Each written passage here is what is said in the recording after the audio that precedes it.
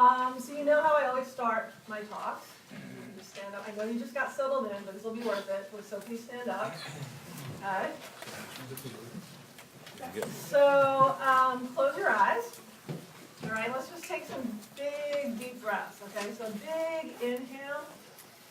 And let your belly expand, let your lungs expand, then just let the day out. Another big inhale. Let it out. Another big inhale. Let it out. And then some normal breaths with your eyes closed. And just breathe, relax. I want you to leave everything outside this door. Leave your day outside the door. Leave your former or current job title outside the door.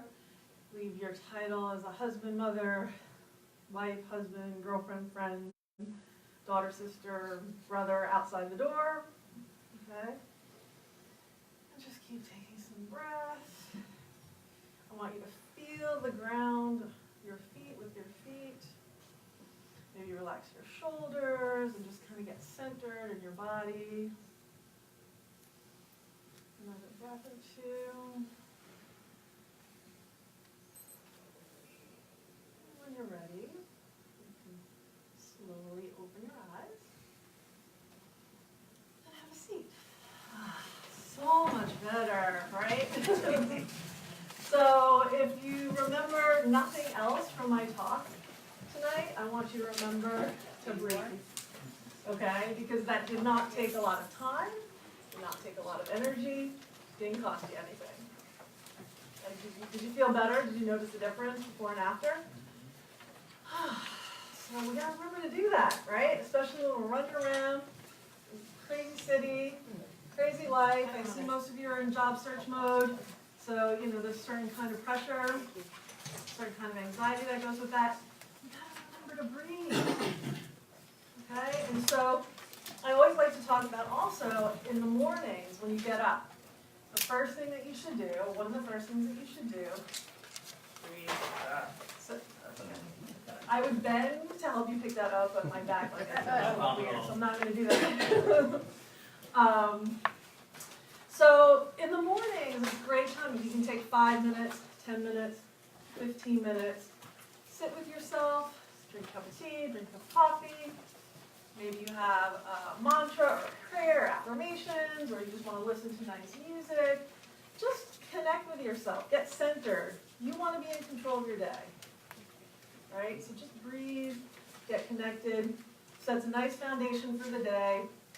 Think about what you want to do. Think about your intention for your day. Whatever it is that's important to you at that particular moment will come up. Then when you come home, so you're out and about, you're doing whatever, towards the end of the day when you're making a transition from your day to your evening, I also like to recommend you do the same. Except when you do it in the evening, it's a little different, right? Because you've had this crazy day. And what I like to do is I actually lay down, because if you wake up and then you lay down, you probably feel like crap, right? So at the end of the day, you want to lay down. I like to lay down on my back with my knees up, maybe not now, but you know. And process the day. So it's another check-in with yourself, another couple breaths. Think about what happened, what did you feel, what did you think. So no matter what I'm talking about, I'm always going to come back to those themes. Who are you? What are you supposed to be doing? What are you thinking? What are you feeling? How can you make the best decisions for yourself? And that applies to every area of your life, not just jobs. So those are two really great anchors to your day. So especially when you're in job search mode, if you have no other structure in your day, make that your structure. Okay? It's really, really important, and I always like to start with that. So, congratulations for making it tonight. There's a gazillion other things, a gazillion other distractions, beautiful weather. We don't get this kind of weather so often, so I just want to thank you all for taking the time to actually be here. And that also means you're really serious with yourself about hopefully, changing your mindset about your job search, about your life, whatever it is that you came for. I hope that that's what you get. So And so I want you, and part of what I said when we did the little breathing exercise was, like, leave everything outside the room. Leave it outside the room. So I just really want you to think about this as like a refresh. Like on your computer, you do like a refresh or a reset, something like that. Like whatever you've been doing hasn't been working, right? Because you probably wouldn't be here if it did, right? So let's just press the reset button and just forget everything and just make this sort of like a blank slate moment for yourself. It's spring, you can think about it as a rebirth, fresh start. And so we have a kind of a big group, a kind of a small group. We'll see how it goes. So it can be a little interactive. So if you feel like something pressing that you want to ask or share, feel free to raise your hand. But I want it to be interactive in the sense that you're interactive with yourself. Okay? So I want you to be brutally, brutally honest with yourself. So nobody's in your head, right? Nobody's feeling your feelings, nobody's in your head, nobody's thinking your thoughts.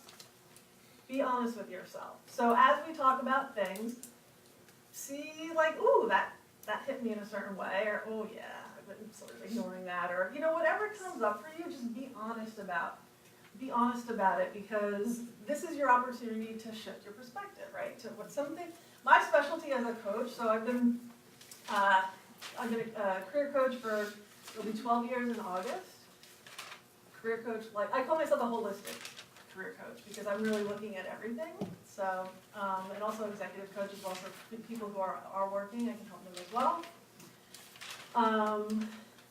And I've been speaking here since 2010, so this is 9 years already, so several times a year.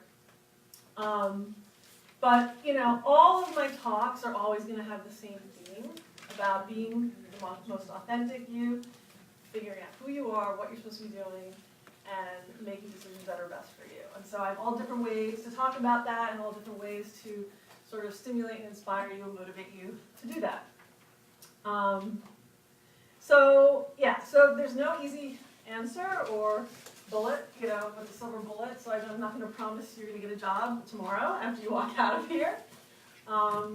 But my specialty is to help people get unstuck, right? So you're stuck somewhere, right? There's something that's blocking you, or you have some limitation to moving forward. So that's usually my specialty. I kind of get to the root of things.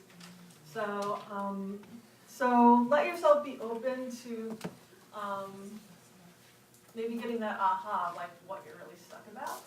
And if that opens up, then things can start moving and changing in a different direction. So how many of you here, I'm assuming because of the title of the talk, you're all in job transition, job search mode, yes? Everybody? Okay. So how many people have been out of work like recently, within the past month or something? Okay, welcome. And how about for the past 3 to 6 months? Okay, about a third, and then more than 6 months? Okay, so even, it's about even, it's about a third, a third, a third.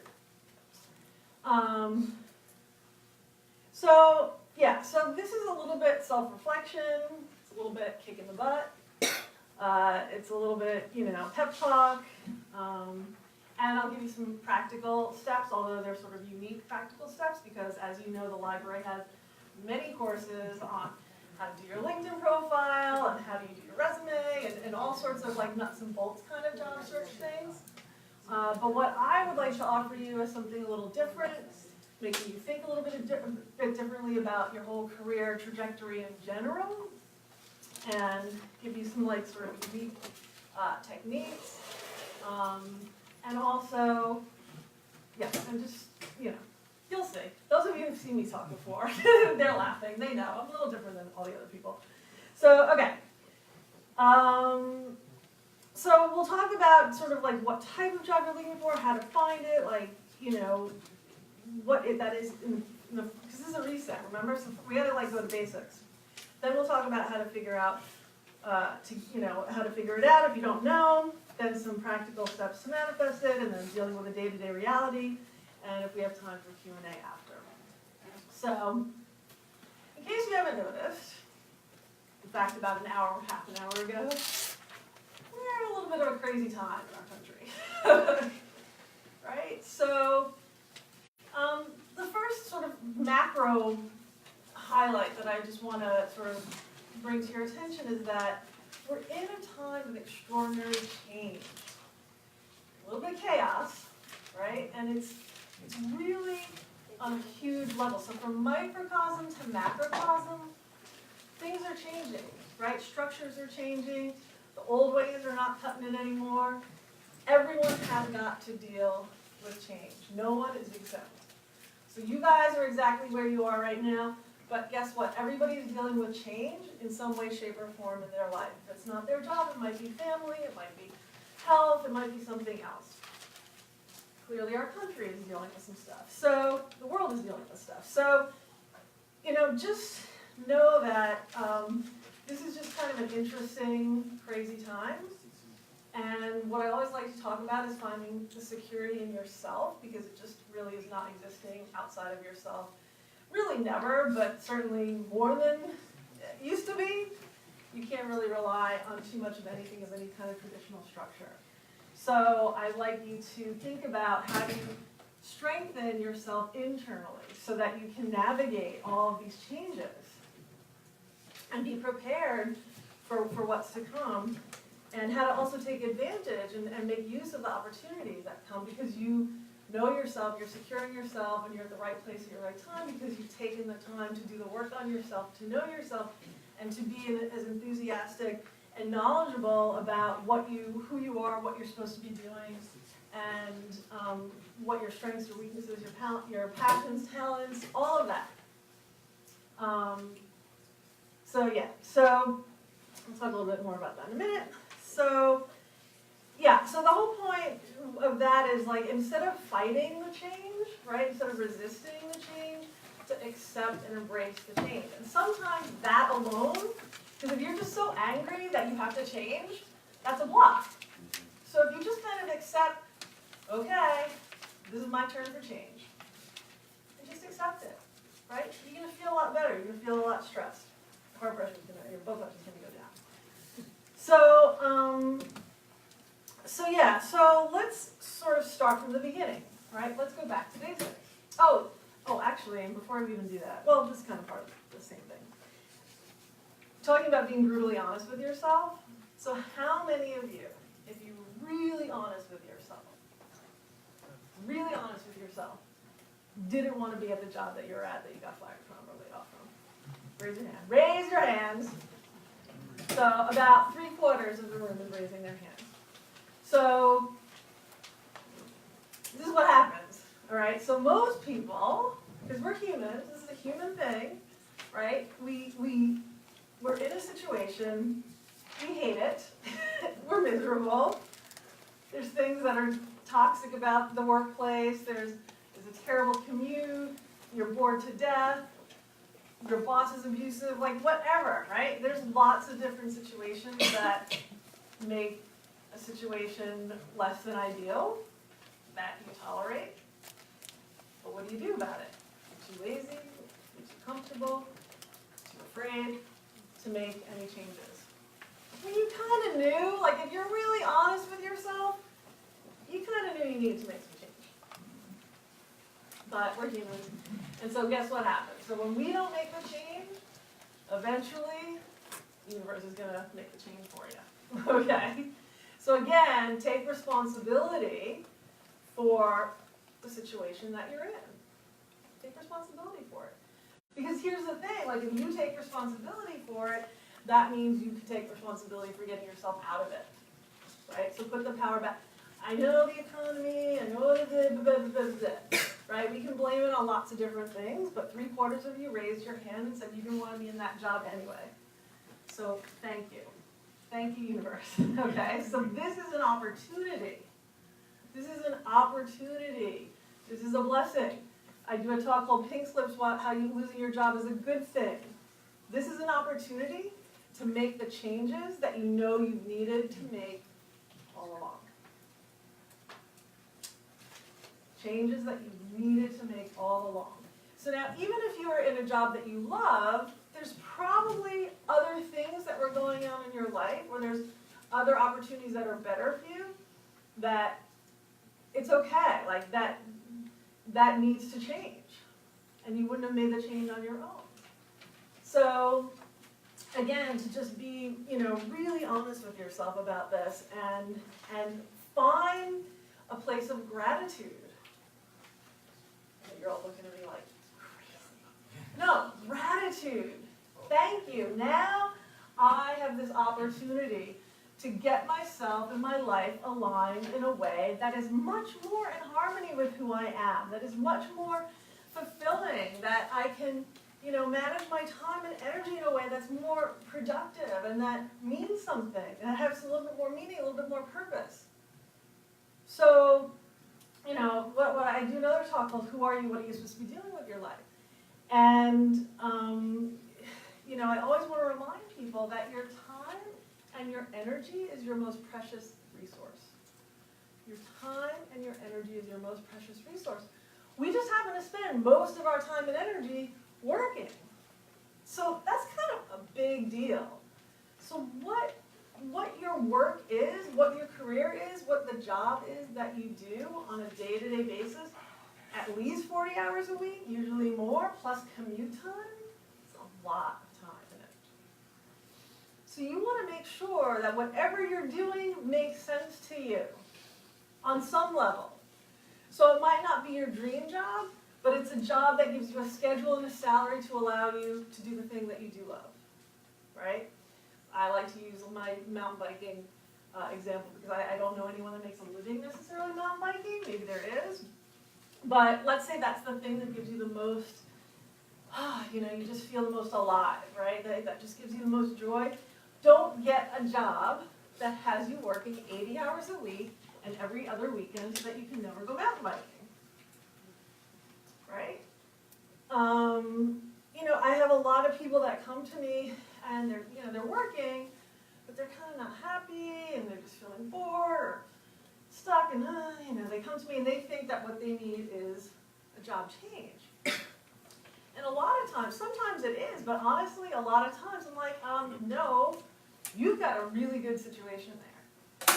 It's great that you're bored to tears, because that means you can use your creativity and your energy to something else and let them pay your bills, and you can phone it in and do a good job, right? You can do, and you don't hate it, you like the people. I'm telling you, I got a lot of people that their jobs are fine, but they're just bored or something doesn't feel right. It's like, okay, it depends on your situation. There's a lot of different factors, but often just make the job work for you, right? And it doesn't have to be a be-all, end-all for everyone. For some people it does. For me, I never wanted to have a job that I wanted sort of life and work to all be mixed into one. For some people want to go into an office every day. They want the structure. They want the 9 to 5. They want the benefits. Great. Know that about yourself.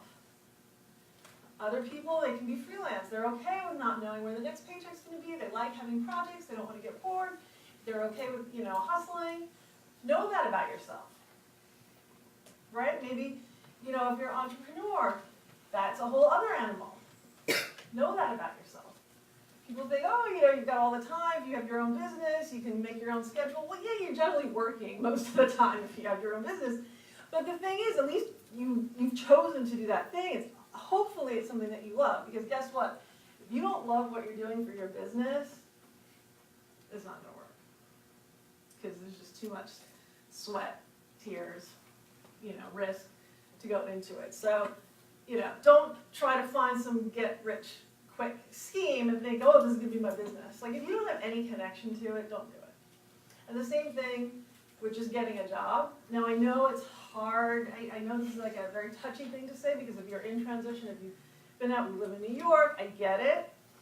But I'm just going to tell you, if you take a job just for the money, if that's the only thing you're taking that job for, guarantee it's not going to last.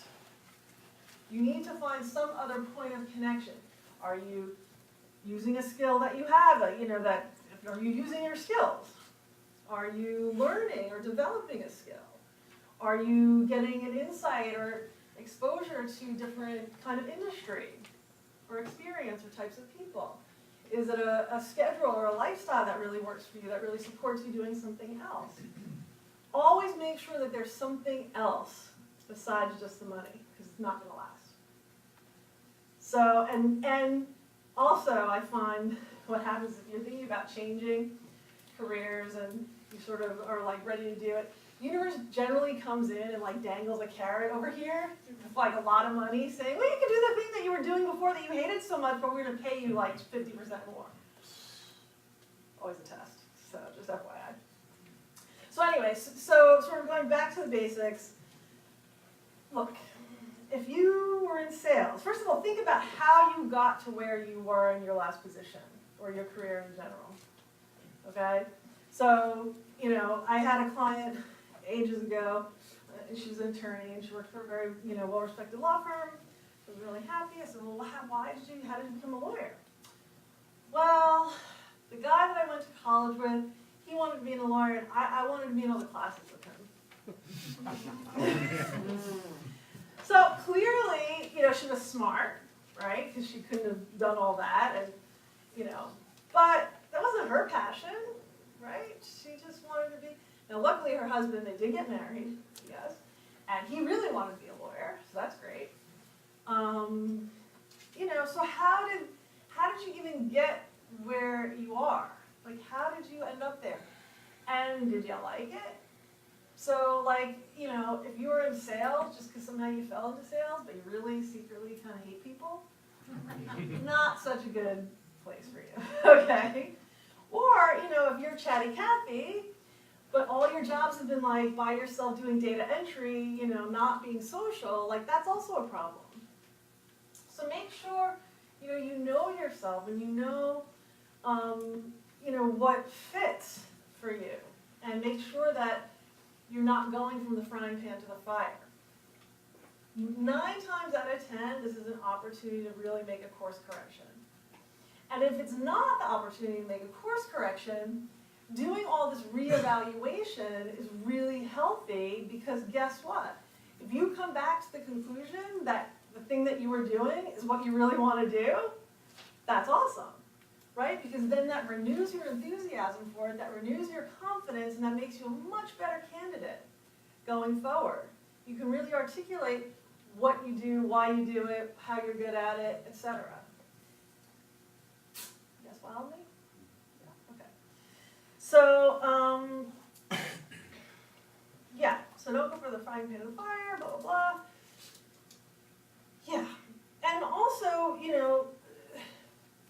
think about, like, your health, right? So, again, like, commute time is a big deal, right? Is there something that you can do that maybe you'll earn a little less, but what you will gain in your life and your sanity might be worth it.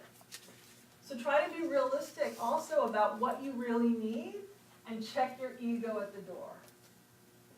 Check your ego at the door. Who cares what anybody else thinks about the decisions that you make, about the work that you do? Because guess what? It's your time and your energy, and it's your most precious resource, and you should have control over that. And you should not let anybody else have their influence or need anybody else's approval to make you feel good or not good about it. So, and because you need to know why you're doing what you're doing. So, for example, I had started a nonprofit organization many years ago, and I was in travel before that, and I was I quit that job. People thought I was crazy, by the way, for quitting that job because it was this very high-end luxury tour operator. I went to work in a townhouse on the Upper East Side. I got to go on these fabulous trips. People are like, what, you're quitting? And I was like, because this is really not what I want to do. It was great for, for whatever, the 4 or 5 years I was there.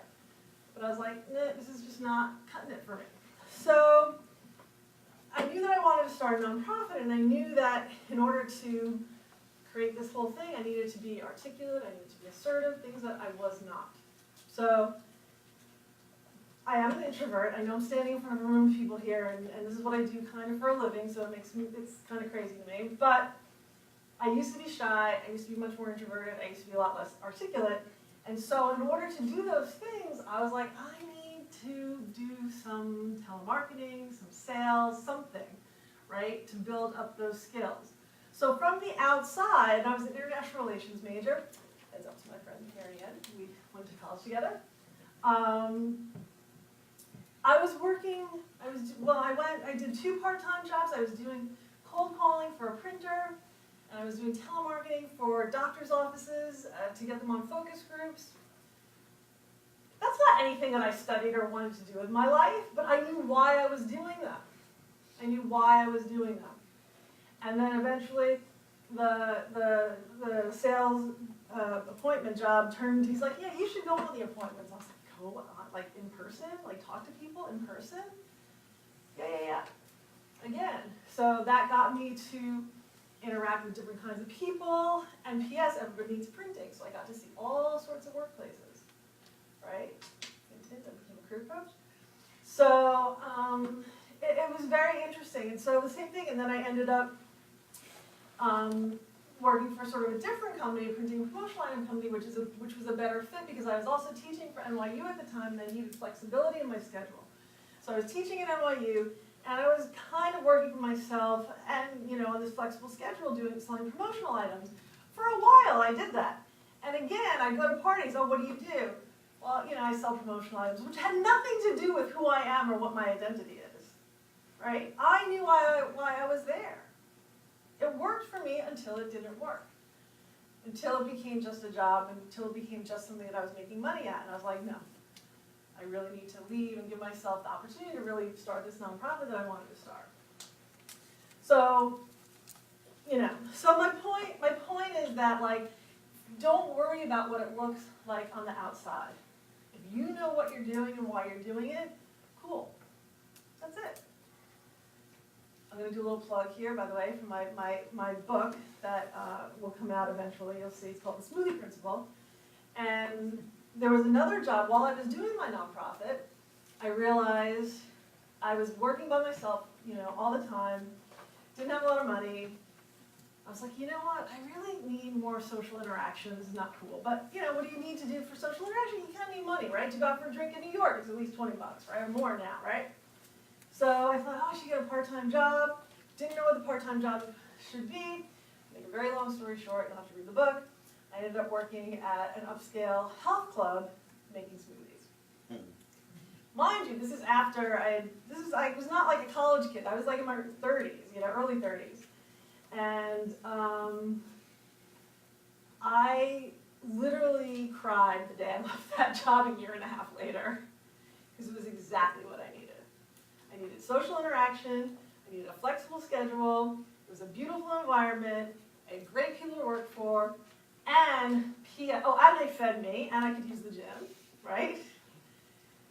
P.S., right? So because I honored my needs at that particular time, the universe thinks bigger. Then what happens? Oh, they donate a membership for the nonprofit for our silent auction. Oh, we have an event there on their beautiful roof deck. Oh, guess who hires me to be a speaker?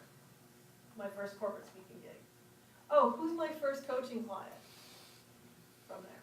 So you see how everything weaves together if you stick to what you need in a particular moment. Again, it goes back to knowing yourself, knowing what you need in a particular moment, check your ego at the door. And if you're not sure what that thing is, so one thing that you can think about that I always tell people is, like, when you were 8 or 9 and someone said, oh, what do you want to be when you grow up? What was the answer?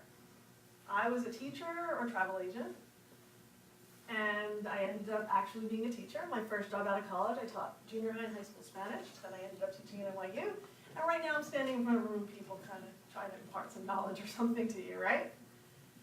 And I did work in travel, not as a travel agent, but something far more, rich. So think about, there's information, there are clues there in terms of what you did, how you played when you were younger. I have a friend, her brother, she used to write stories, he used to act them out. She's now an award-winning author, and he is a working actor. Now, that doesn't mean that the journey to get there, to do those things, was easy and didn't take risk. But, these are things that you have to decide for yourself. Remember, it's your time and energy. How are you using your time and energy? And P.S., you guys all have something that we need. So the other thing that I like to talk about is you're all some unique combination of talent, skills, abilities, passions, experiences, and then take into consideration your physicality, your ethnicity, your religion, your community, your culture. There's a unique combination that is, no one is like you. Like, if you really think about that, it's freaking amazing. Which means you have a job that only you can do in the way that you do it. Really.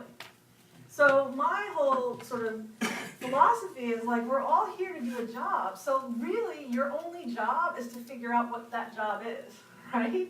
So your job is to figure out who you are and just be that person. Like, it's kind of simple.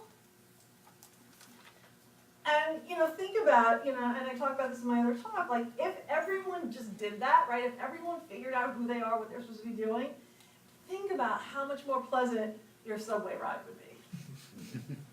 Think about how much less divorce there would be, Think about how much less illness there would be. Especially mental illness, right, or stress and anxiety, things like that. So it's so important that you do this. And people used to say to me, like, when I did this talk, the first time I did my Who Are You, What Are You Supposed to Do in Your Life talk was in 2002. It was a year after 9/11. And people were like, yeah, but, I need security. I felt my dream, but I need security. If anyone can tell me in 2019 where there is security, right, in what industry, what field, publishing, banking, education, hospitals, where's the security, right? And it's not because immigrants, yada, yada, yada, yada. It's this thing, right? Technology has changed us in ways that I don't think we've even comprehended yet. So, and it's certainly changed the economy and the way things work and how we work, and it's completely transformed and obliterated industries. You can't blame anybody for that. That's just what happened, right? But it's also created entirely new industries. So you just kind of have to, again, trust, change is just part of the deal. And you just have to figure out how you grow and evolve and move with the change rather than fight or resist it or lament it. Like, you can't do anything about it. So don't waste your time and energy doing that. Okay, so,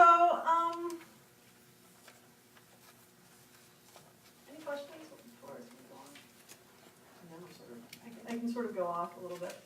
So, okay, so your job is really, job number one is to get to know yourself, what you want, who you are, and what you want. Now that you have this opening, now that you have this opportunity to make a change, what do you want to do? I want you to take the power back. I don't want you to think like, oh, I'm this unemployed person, I just need a job. Don't think of yourself like that, because first of all, you're not going to get anything that way. Second of all, think about like the person that's going to interview you. This is not just woo-woo stuff. This is practical.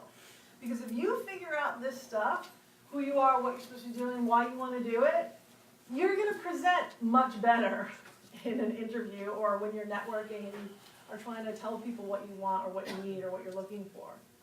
It's not going to be like, yeah, I need a job. Right? No, I want to do digital marketing, and I really want to work in this space, and I've done X, Y, and Z, and I really love it because of this. Right? So it's about taking care of all of those aspects. And like I said, this is about creating security in and of yourself. And security also comes off as confidence, and people respond to confidence. Right? So, yeah. So again, and I'm just looking at my notes here. So your job should fit your lifestyle. Don't make your life fit into your job. Right? Again, take that power back as much as you can. Look, we all have responsibilities, and but within the confines that you have more power than you think you do. That's what I want to say to you. Okay? And there's also sort of the woo-woo part of this is, like, when you sort of accept in yourself the possibilities or what you want, if you sort of figure out this is what I want and I'm worthy of this and this is the best use of my time and energy, that creates some alchemical quantum shift in your energy, right? And things happen, and I don't know how it happens, but it does, and I've seen it happen over and over again. You'll all of a sudden, for 6 months, you haven't heard about any opportunity, nothing that you're interested for, but as soon as you let go of the anger of your past job, you accept change, you accept responsibility for where you're at, you're ready to move forward, you're open, you're enthusiastic, that's when the universe will be like, now you're ready, okay? But it's like, until you did some of that work, you're going to keep banging your head, what is it, insanity is doing the same thing over and over, right, expecting a different result. Am I saying that right? So, yeah. Oh, and this is the other thing that's really great about this moment. It's to remind you, you are not your paycheck. You are not your job title. You are not your salary. That is not who you are. So a lot of times, and this happened obviously at the end of 2008, because again, I've been doing this for a long time. This is my thing. I always want to be personal growth, evolving, blah, blah, blah, right? That's my thing. It's not most people's thing, right? Most people just want to, kind of go through and do life without too much self-reflection. But this is the beauty of these kinds of moments, and especially if you remember at the end of 2008, that was a big moment, right? 2008, 2009, where, especially at a certain level, right, because of the banking crisis, all of a sudden people didn't have their title, their job title. They didn't have that income. And they were lost because they didn't know who they were without that. So this is also a really great self-worth exercise so that you can really feel good about who you are without having to have a job title, whatever the amount is of your bank account, or whatever salary you make, to feel good about yourself and positive about who you are regardless of those things. I know it's hard. We live in a society that's quite materialistic and values certain things and calls XYZ success and XYZ failure, but I'm sorry. I know plenty of people that make lots of money. I work with people that have like five. I did have one person that had 5 degrees actually recently. Like 3 degrees, like a bachelor's and 2 masters, and they still don't know what they want to do. They're making, 6 figures, and they're not happy. So, and it's not to say that you can't have all those things and be happy, right? But what I'm saying is that just know who you are, know what makes you happy, because your definition of prosperity is going to be different than your definition of prosperity, and your definition of success is going to be different than your definition of success. What is that for you? What is your definition of prosperity and success? And be okay with that. It could be, if you're an artist or an actor or whatever, maybe it's just like you're a working actor, you're a working artist, you're making a living, but what does your bank account say? I don't know, maybe it's $50,000 a year, like that would be successful for you. But maybe somebody else, they want to make $1 million, maybe they want to have a CEO title, maybe they want to have multiple houses. Nothing wrong with that if that's what you truly want, if it's not an unhealthy manifestation of some other things. But like, what is it for you? And be okay with it. And be okay with it. I'm talking a lot about this today. So, like, you know what it is too? Because social media is so warped, right? Social media will really mess you up because you see everybody else having fabulous lives, or what you assume or project onto them as their fabulous life, right? And we're all human. We all got good stuff, we got bad stuff, we have our struggles, but you frame things in a certain way, you have the lighting right? You have 1 or 2 great things that you've done, and you just put those out there. You're not going to put when you're crying on the bathroom floor on social media. So don't compare, right? Comparison is the thief of joy. Like, don't compare. Don't think that, you've got this sad, miserable life and everybody else has a great life. No. Don't do that to yourself. Don't do that to yourself. So don't, it's very warped. It's a very warped perspective. So make sure you get your head back on straight about what you're seeing in social media and take it all with a grain of salt. And don't project. Because you probably see those pictures and you're making up stories about them, about their life and how great it is. And You don't know. You don't know. So just, be gentle with yourself, all right? Be compassionate with yourself. What are the thoughts that are going through your mind? Are you telling yourself, I'm a loser, I can't get work? What is the thing that this is very important, by the way. If you keep saying, I'm unemployed, I'm unemployed, you're going to keep manifesting that for yourself. So this goes into a woo area, but affirmations are quite powerful. So, what you say, what you think, what you eat is who you are. So even if it's true that you're unemployed, you can say, I'm looking for new opportunities. Right? Put a positive spin on it. I'm open, I'm excited about making a change in my career. And I'm looking at new opportunities and possibilities. Flip the way you think about this time in your life. And pay attention to the tape that's going on. What are you saying to yourself? We don't even realize the subconscious thoughts that we're saying to yourself. Are they positive or are they negative? Are you saying, I have no money, I'm a loser, no one's going to ever hire me? Like, what are you saying to yourself over and over? Pay attention and stop it. So you got to stop the tape, erase it. Nature abhors a vacuum. You want to replace it. And the default always is going to be, I love myself. I love myself, I love myself, I love myself. I don't care if you feel it, you fake it till you make it. Okay? It's a hard one for most people. So you just want to make sure, in spring, do some spring cleaning of your thoughts. Okay? And your feelings. And make sure that, because what you focus on, what you put your attention on, what you repeat, is what grows. So flip it around. If it's negative, make sure you're flipping it around. Okay? I'm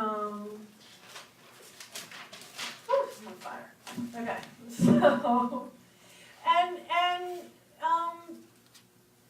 So I don't know, I'm skipping around a little bit, but okay, so what I was saying before, so once you figure out what the thing is that you want to do, okay, remember I said before, like if you figure out, it's the same thing that I wanted to do, what I've been doing, I still want to do that, awesome. Now you're refreshed, you're enthusiastic, etc., etc. Great. If you want to make a change, okay, how can you make that change? And so there might be a few steps to make that change. What are some of the transferable skills?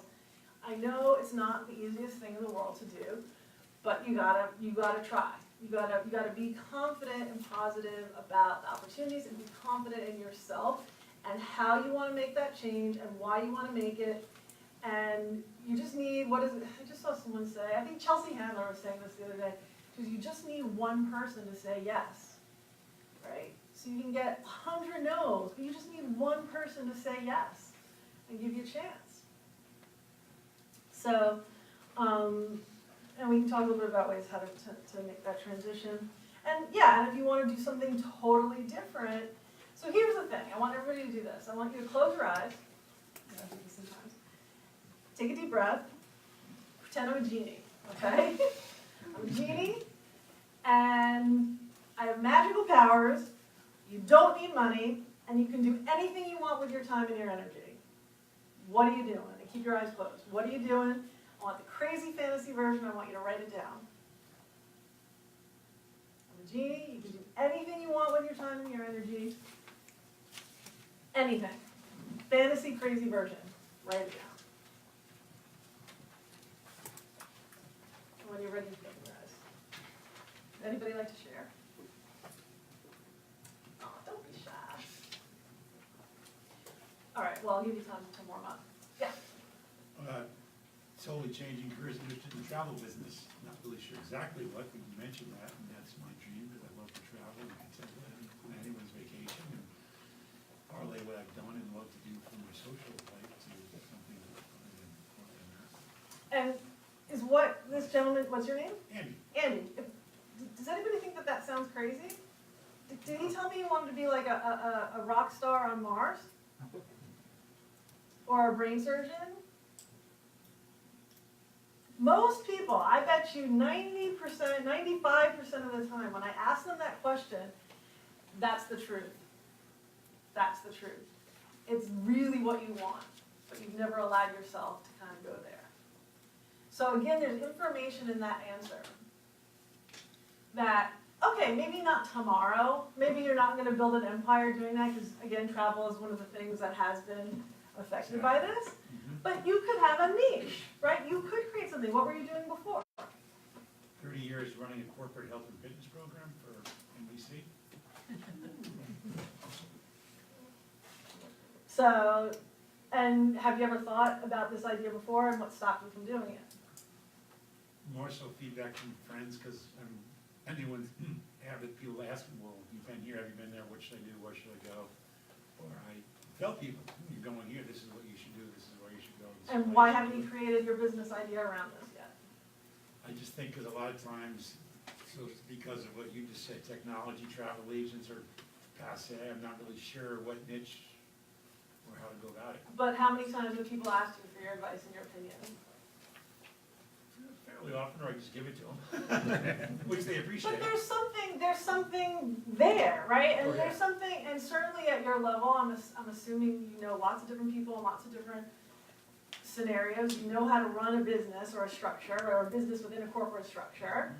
There's no reason why you couldn't create this little niche world for yourself, especially because of technology. So technology can work for or against you, right?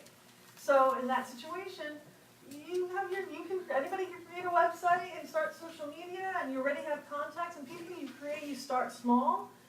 And again, are you going to be able to retire off of it? Maybe not, but is it a way to use your talent, skills, passions, abilities where you feel engaged and where people benefit? And they'll pay for that service.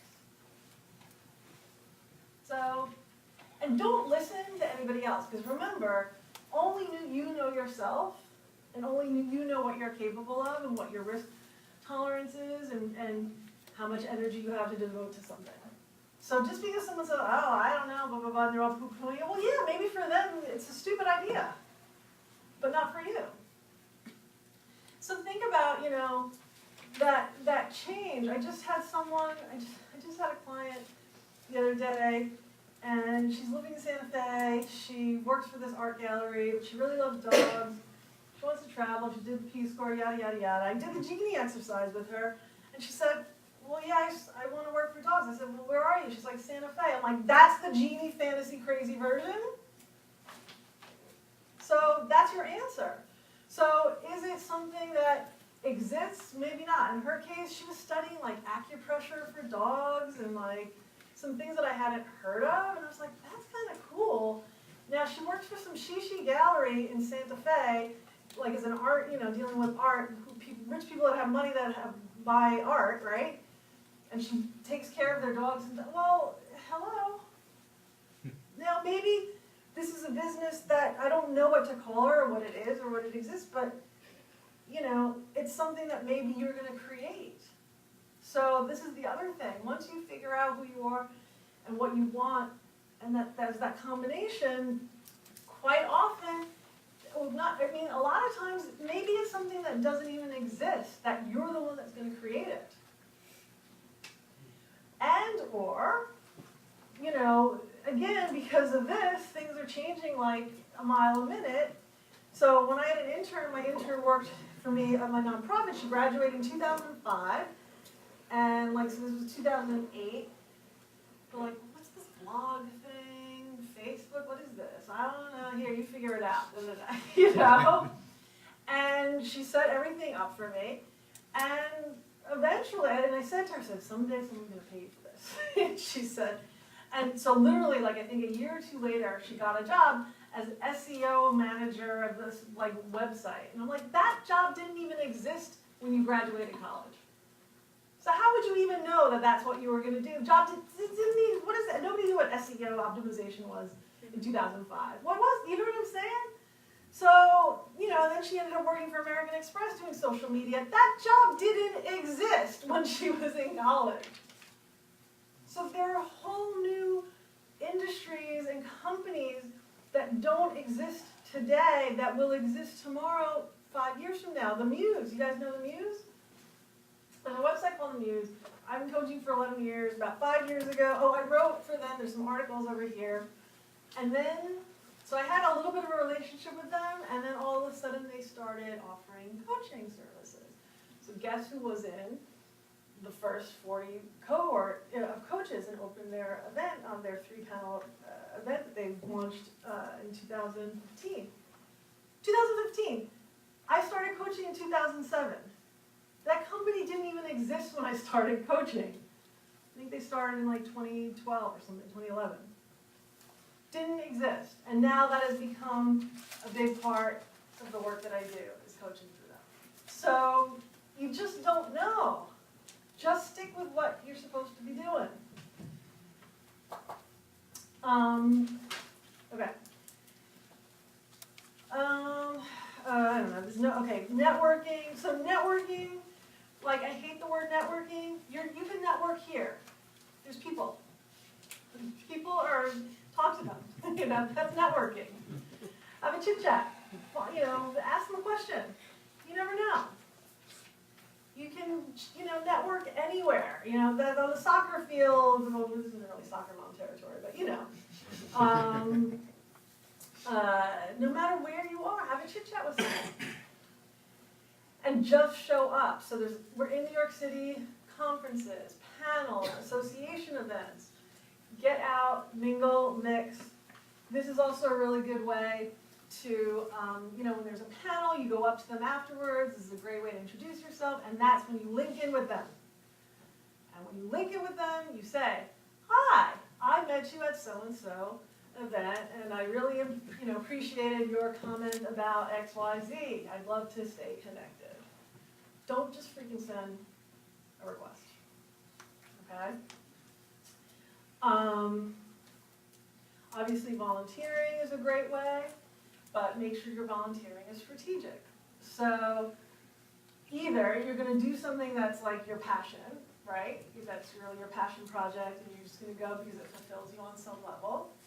Or maybe there's an opportunity where you can get to know the organization, like let's say you're admin, or let's say you're an event planner, or whatever. You can get in as a volunteer, get the organization to know you. You get to see the inner workings of the organization, and then you never know how that might transition to an actual job opening, right? So job fair strategies. Oh, job fairs. How many of you guys do job fairs? Terrible. Yeah. So job fairs is like if you want to kill more trees and just, avoid. But you can be strategic about a job fair. So again, depending on what kind of job fair it is, do your homework.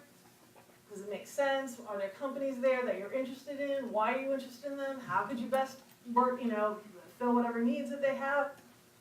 Be strategic about your time and your energy. A lot of people just go to job fairs because they're like, oh, I'm unemployed, I should go to a job fair. And then you just, you deal out your resumes, or it's like throwing the spaghetti against the wall, see what sticks. That's not a strategy. Yeah. So, I think you just want to make sure that you kind of have to, as long as you're taking actions every day, you have to just trust in that. So, and I'll get to sort of the reality of day-to-day, some other tangible ways, some other sort of tips to manifest the job that you're looking for. So those are some practical things.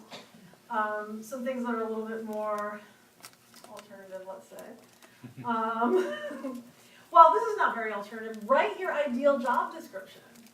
So once you've really thought about kind of what you want, write your ideal job description in as much detail as possible.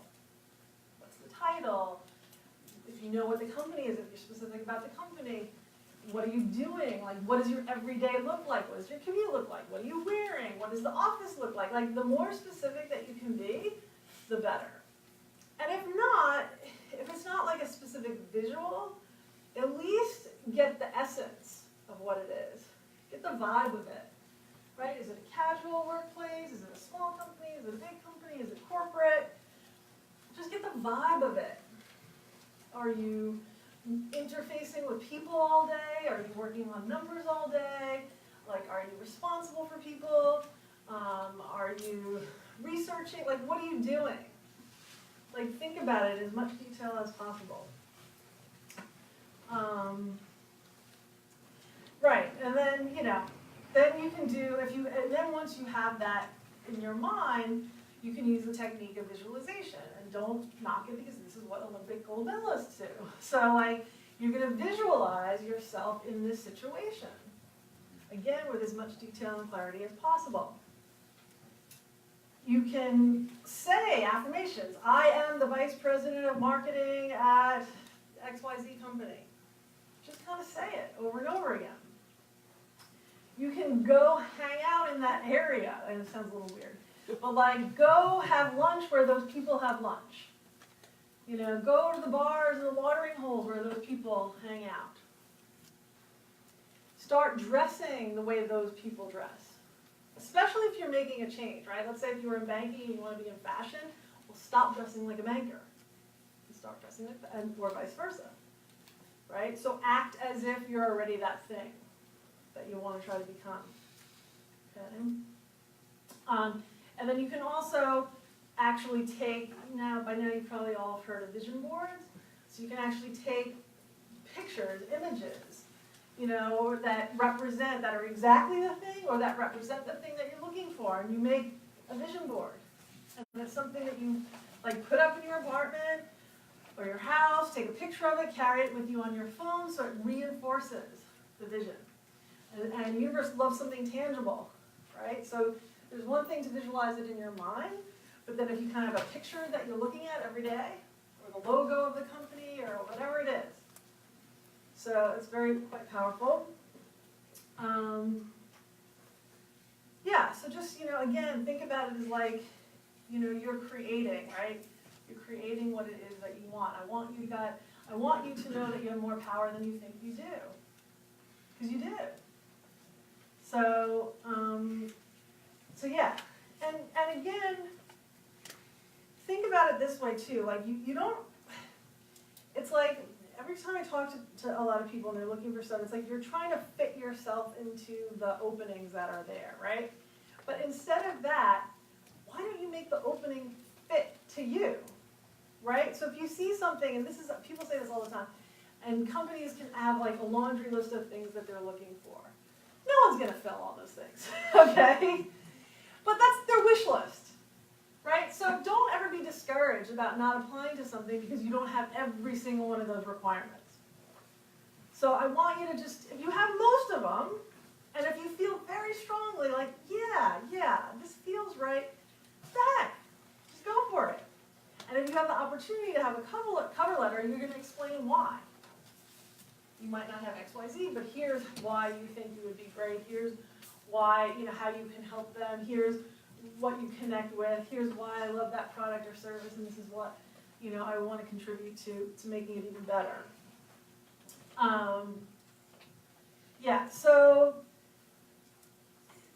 this wasn't a job situation, but it illustrates a little bit of what I'm trying to say. So does it? All right, let's see what happens. This is what came to me.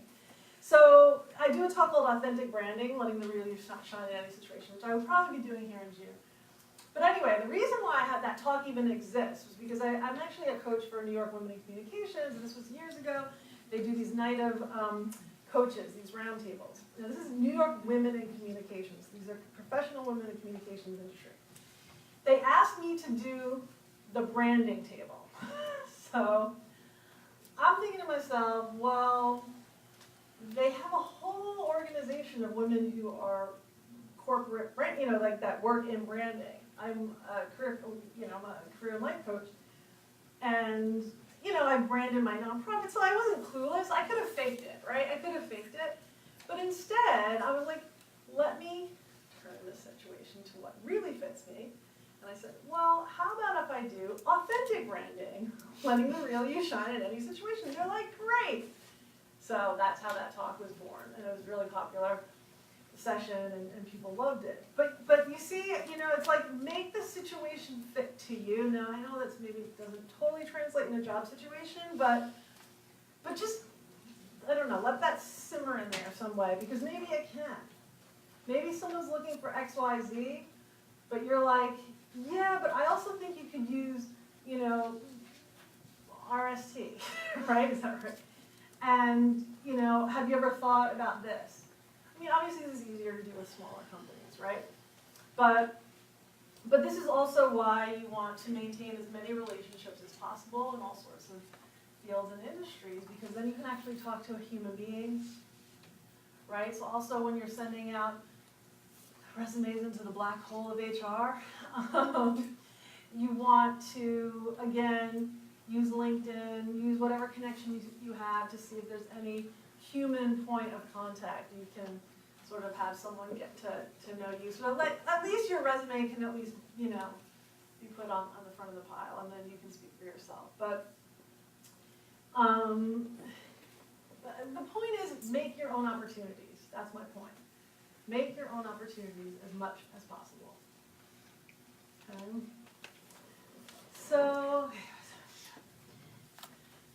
questions, comments? So, okay, so now here's some just like practical things of just the reality of day-to-day kind of being unemployed, right?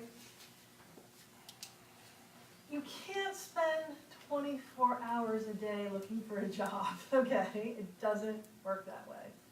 I like to suggest 4 hours. Now, I know everybody says looking for a job is a full-time job. And I kind of disagree with that, or I think about that in a different way. I think if you're realistic and truly honest with yourself, you can get 4 concentrated hours, focused hours, enthusiastic hours, productive hours. Or you can have 8 or 9, just like waste your time and spread it out and just do reality, right? So why not find the 4 best hours that suits you? Are you a morning person? Are you an afternoon person? Are you a light night person? And make that your time for whatever, reaching out, researching, sending out your resume, doing the cover letters, having informational interviews. Like, use your best time to the best of your ability, as much as you can schedule it that way, to do your job search. The rest of the time is for all the other stuff that we talked about, okay? This is your opportunity to go to the gym and get healthier, to learn how to cook and make food for yourself, to do some volunteering, to maybe go on OkCupid and go on a date, to do the things that you're not able to do when you're working full time. But it's also, you want to feed yourself, right? You want to feed your well-being, right? Because again, you don't want to go into an interview like beaten up, right? And drained and horrible. You want to feel good, you want to look good, go have, coffee, connect with people. If you're connecting with people, be very careful about that, right? And you want to mix it up. You want to mix it up with some employed people and some unemployed people, because you want some camaraderie, but no Debbie Downers, right? Make sure you're with people that are not going to just complain and be miserable, right? You want positive people. And the same thing, pick people who are working that, are positive or enthusiastic, that don't think of you as a charity case, right? That can be supportive. So you don't want to isolate, is the point of that.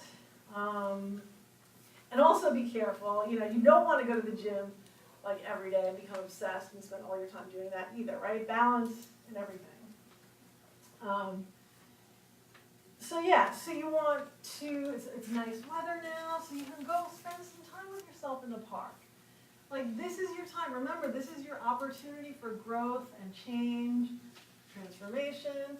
So maybe because you've been working so hard for so long, you weren't never able to really feel your feelings very much. You weren't able to deal with some past stuff, whatever, relationships, health, etc., etc.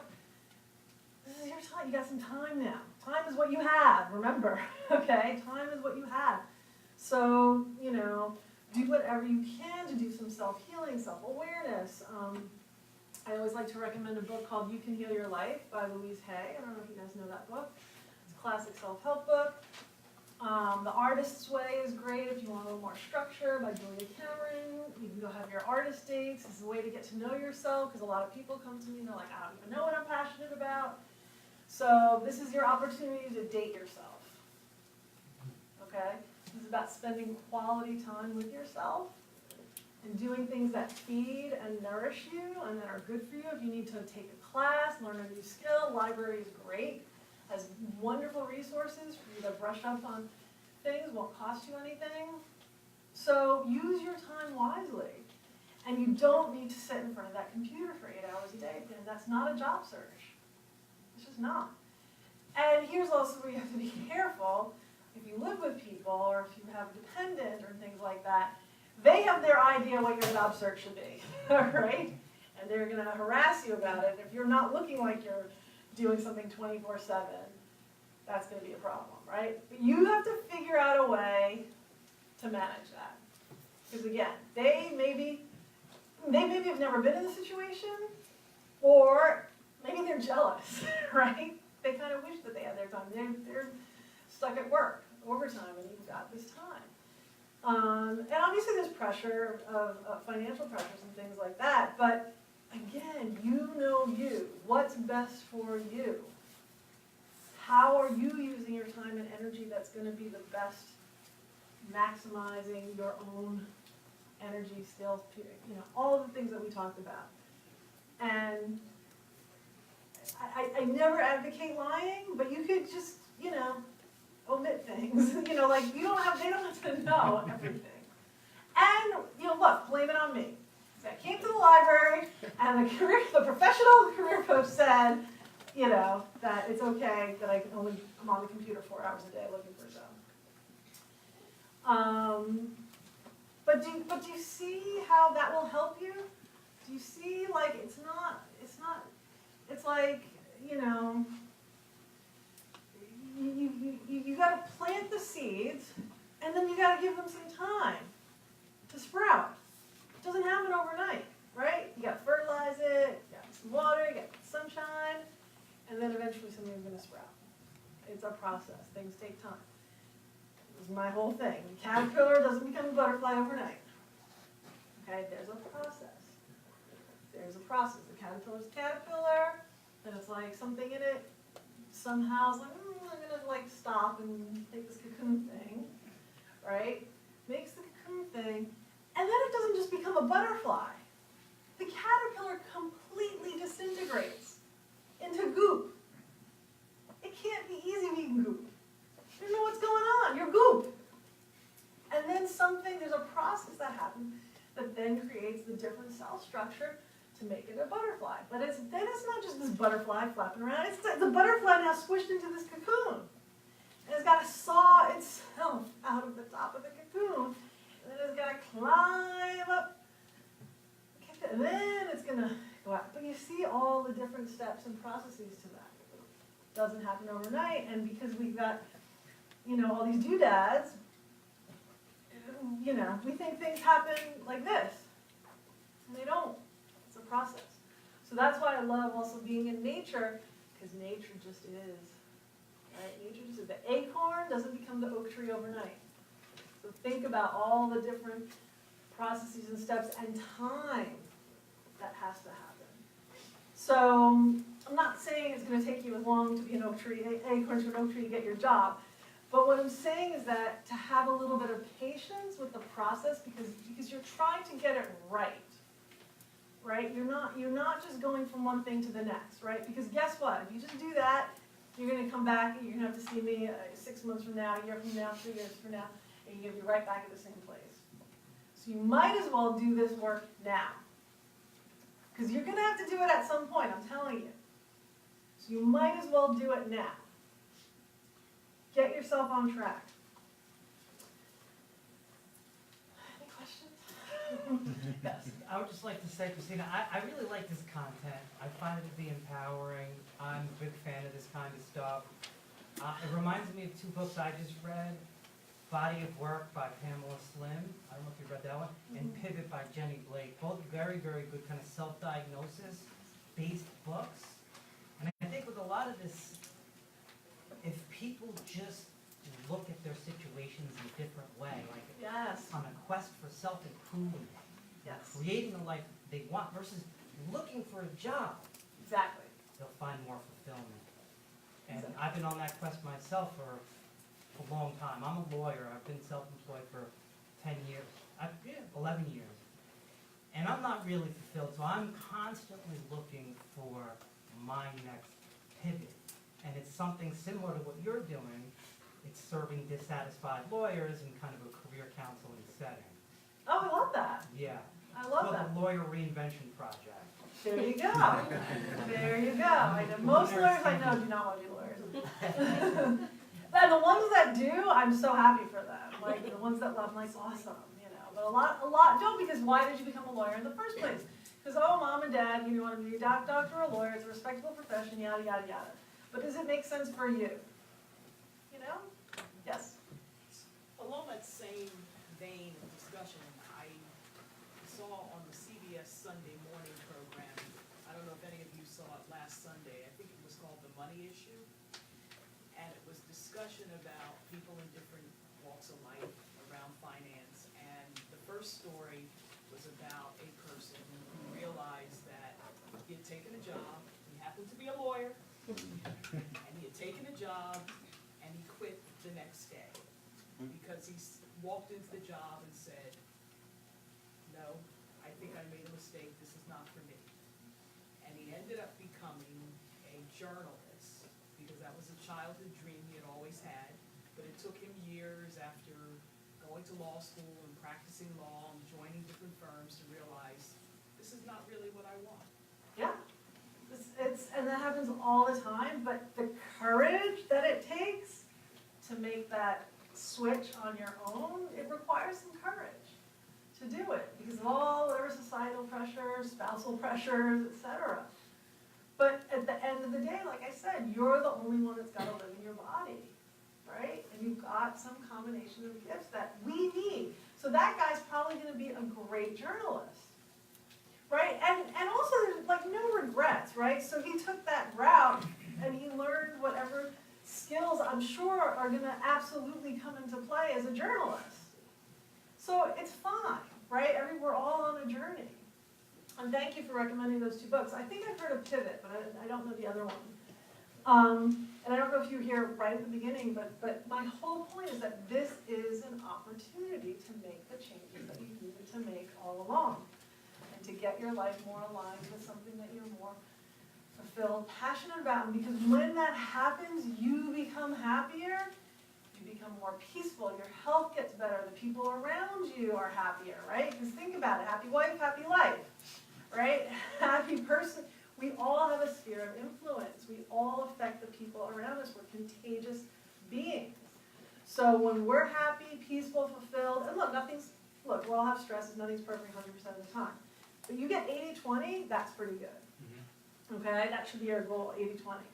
So, and when you're happy, zippity-doo-dah, peaceful, you affect the room, and think about it when someone's like in a horrible, toxic, terrible mood, and how that affects the room. So we all have responsibility to bring peace to wherever we're at. Peace and harmony. So the whole let peace begin with me, it really starts there. It really starts there.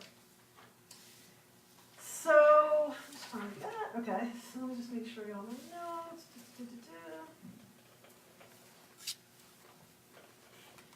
Okay, so, yeah, impatience, really big thing.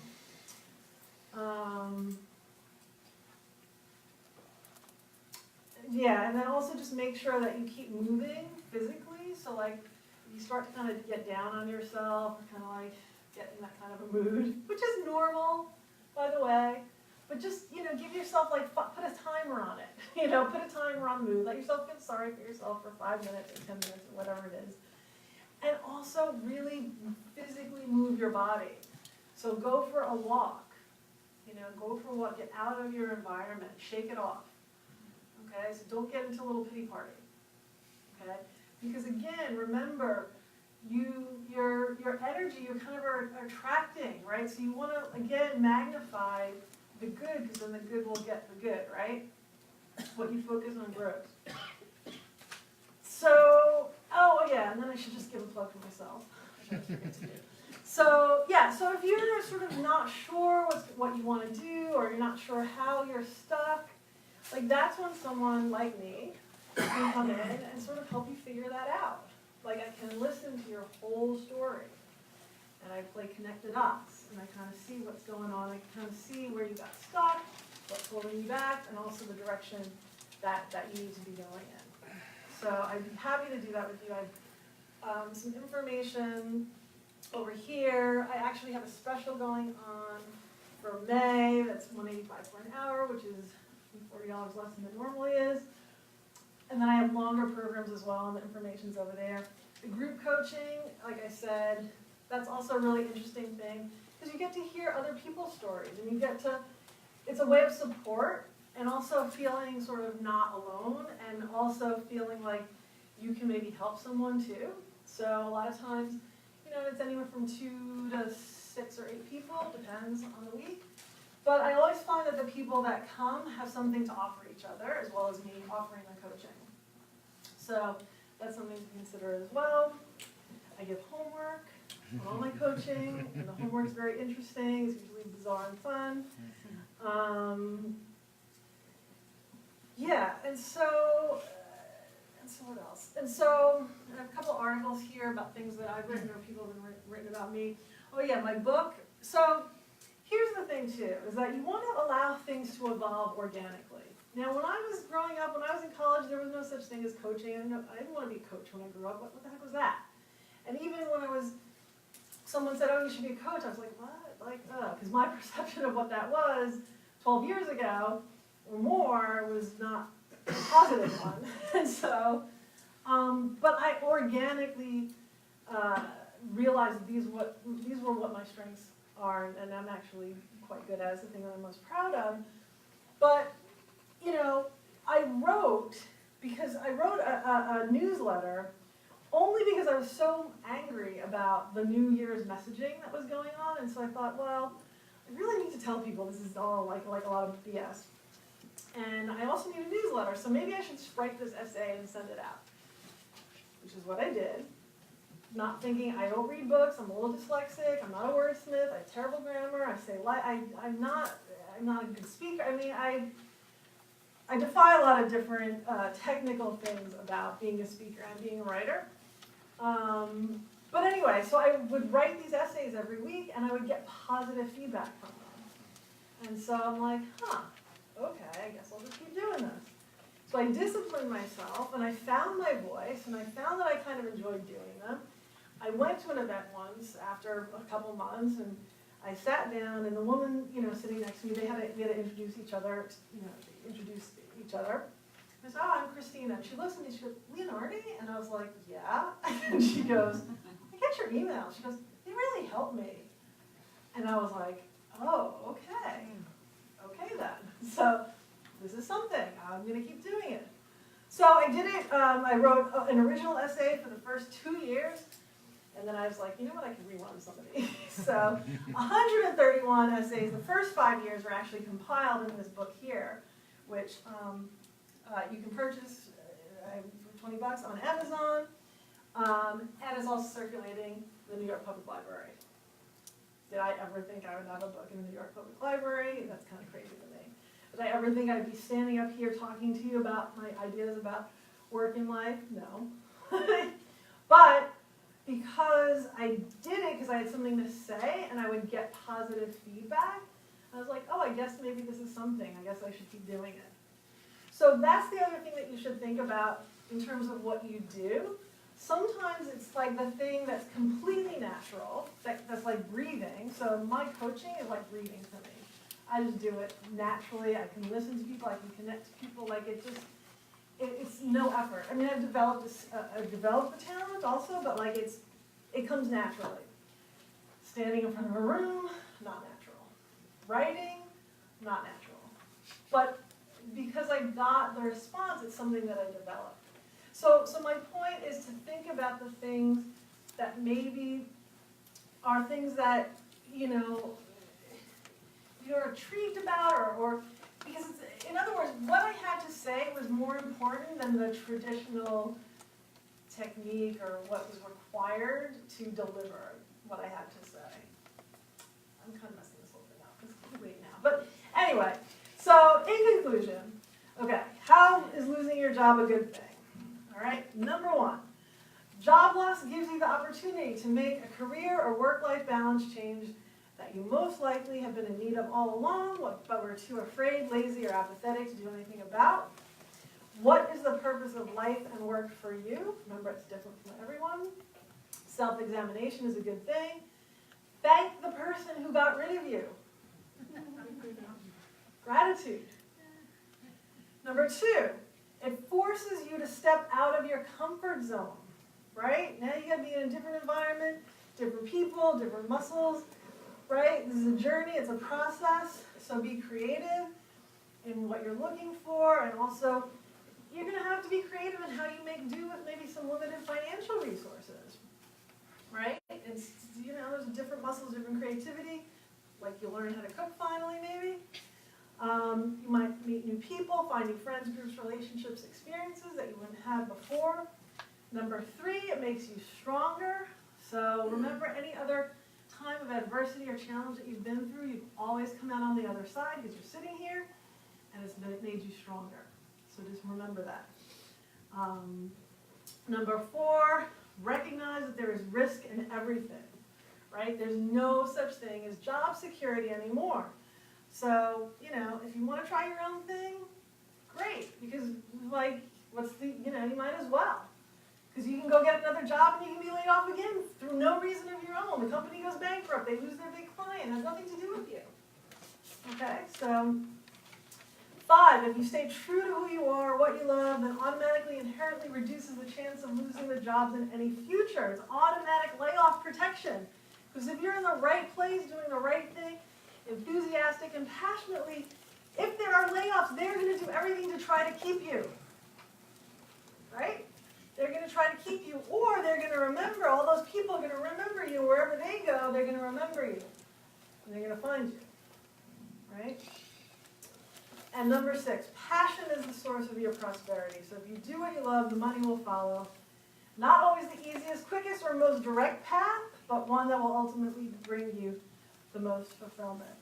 And so with that, I have little doodads, little gifts for you. So let me give you these little evaluation things first.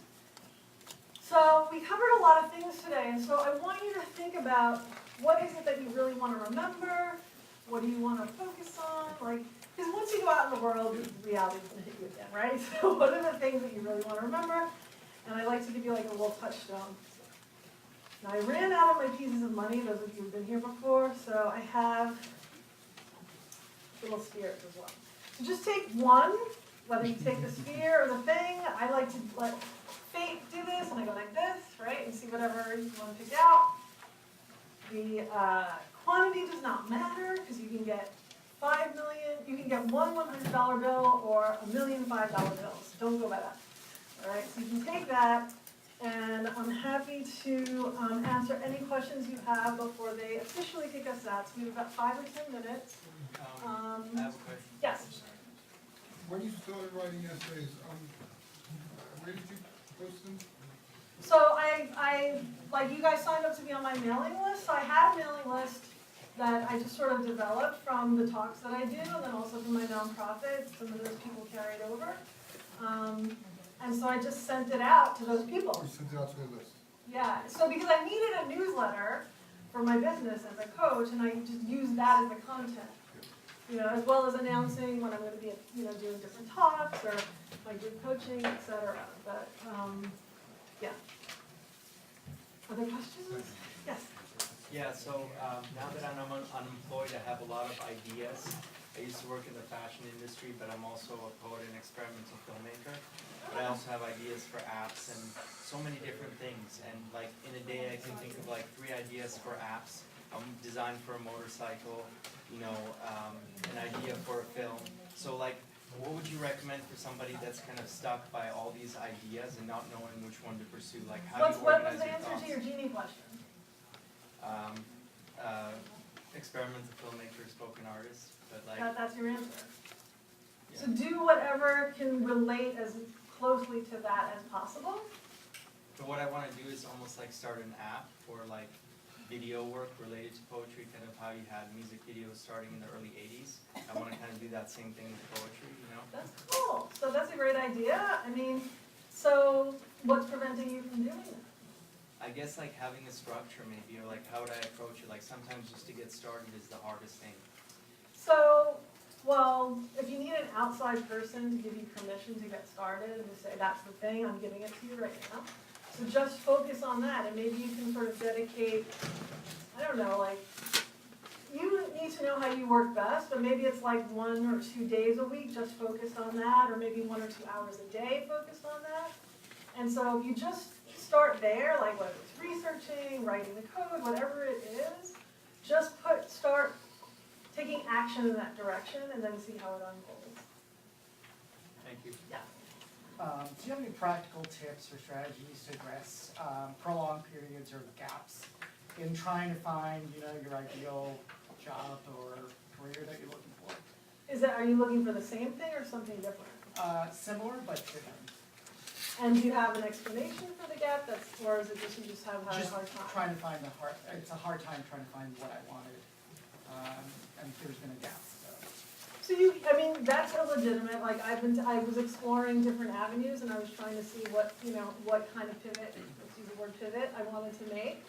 And so I did X, Y, Z, I explored these things, I did these classes, and so, what's great is that I've come to the conclusion, now this is the thing that I want to do, and here I am. To me, honesty is always going to be the best policy. Authenticity is going to be the best policy. If people, you don't want to work for someone who doesn't want you. Do you know what I mean? So you might as well just be yourself. Again, as much as appropriate level as possible. I know in different industries and things it might be varied, but you gotta just trust it. Again, you're confident who you are, what you want, why you want it. You have the enthusiasm, you have the confidence. And people are either going to respond to that or they're not. And if they don't, then you're not meant to work there. Question? I have a question? Yeah. Where are the group trainings held, here or some other? The group coaching is on the east side in one of the atriums, yeah. So that's why it's important. So again, make sure that you're on my email list so that you're in the loop with everything that I'm doing. If you do want to work with me this month, like I said, I have a special offer, so you can sign up there. I'm back here, I think, in June. I don't know the date yet. So, if you're on the mailing list, that's it. Everything will be on Facebook if you want to watch this again. Thanks to Ari, we did a little Facebook Live. And thank you so much. Have a great night. Hope to see you soon. Keep me posted. Oh, yeah, and follow me.